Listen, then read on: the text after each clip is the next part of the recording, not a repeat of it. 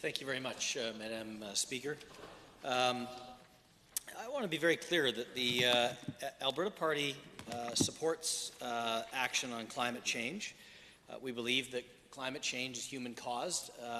We believe it's a problem that needs to be addressed. But we do have great concern with the way that this particular government's carbon tax has been structured. We are supportive in the Alberta Party of a carbon tax in principle. I think that done properly, it can work well. But this particular government's version of the carbon tax has not been done very well, and as a result, they have taken what can be a very effective policy tool, and they unfortunately have caused many Albertans to find themselves opposed to this. They see nothing but, many Albertans that I talk with in my own constituency and elsewhere see nothing but downside, see nothing but money going out of their pockets, and they don't see a tangible benefit from Alberta's carbon tax. And so that is what needs to be fixed. Having said that, Madam Speaker, I don't think that a referendum is the best way to go about fixing that. What I find interesting is the Leader of the Official Opposition has proposed a bill here which really backs Alberta into a corner. On the one hand, he's arguing that the federal government should use their legislative authority, constitutional authority, to make sure that the Kinder Morgan pipeline goes ahead. I agree. We should ensure that the federal government does everything within its power, right up to the very edge of that power, to ensure that a project that has been federally approved and reviewed and is very clearly in the national interest moves ahead. Very much supportive of that. But on the other hand, he proposes a bill that would allow an Alberta referendum to, in essence, override federal taxation authority as it relates to the increases to carbon tax going forward. And that seems to me not to add up. I want to speak a little bit, though, about the concerns that we do have with the way that this carbon tax is structured. My concern is that it is really not an environmental policy. Any pretense of this being an environmental policy went out the window with this last budget, where money was clearly in future going directly to general revenues without even the pretense of I think it's revenue recycling is the code word they've used in current budgets, which by definition, income and corporate taxes are revenue neutral because they all get quote-unquote recycled in Alberta. That is not the definition of revenue neutrality by any authority that I know of, and I would suggest this current carbon tax does contribute directly into general revenues, and what's absolutely certain is whatever what I would say is a mythical path to balance relies heavily on future carbon tax revenues going into general revenues. But if we want to take action on climate change, sorry, just let me make one more point on that.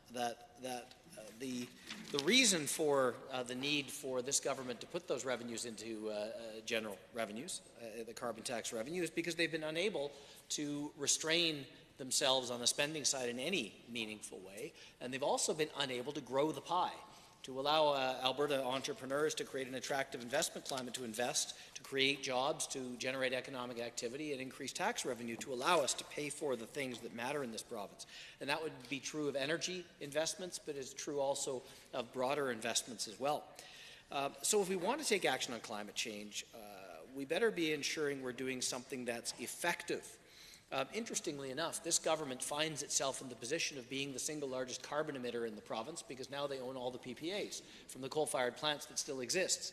I'm fairly sure that when they were elected, they didn't anticipate that an NDP government would be Alberta's largest carbon emitter, but there you have it. But the Alberta Party is very much a believer, as I said last week in my member statement, in that great word, and.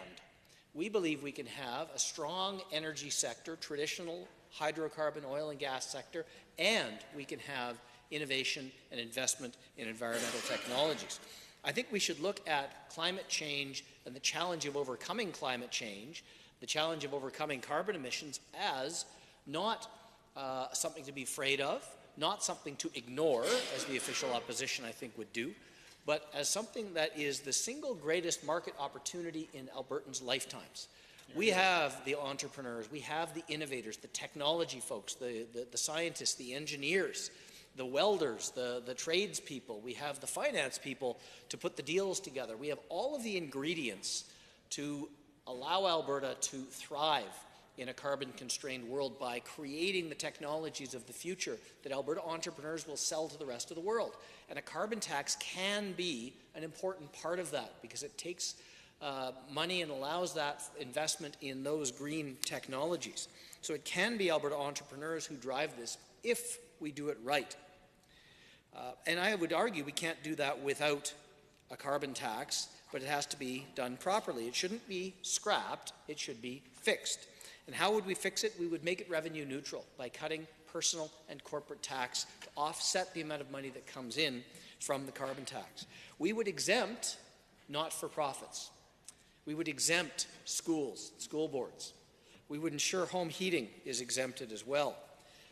We would fix the rebate system to ensure that people who genuinely are disadvantaged by paying the carbon tax, people who really truly have to make that choice between putting food on the table and paying their carbon tax, would get a rebate. I would argue that is not 2/3 of Albertans. So I would suggest that fixing the rebate system is going to be a huge part of it. We may need to make sure that the people who genuinely need help do actually get that help.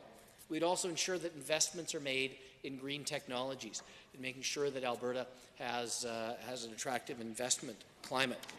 I know that Albertans do want to take action on climate change because I hear from them all the time. The number one issue I hear from my constituents is about the carbon tax. But it's not that they necessarily want to scrap it entirely. They want to fix it. Albertans that I talk with understand the need to take action on climate change. They understand the importance of a carbon tax in doing that.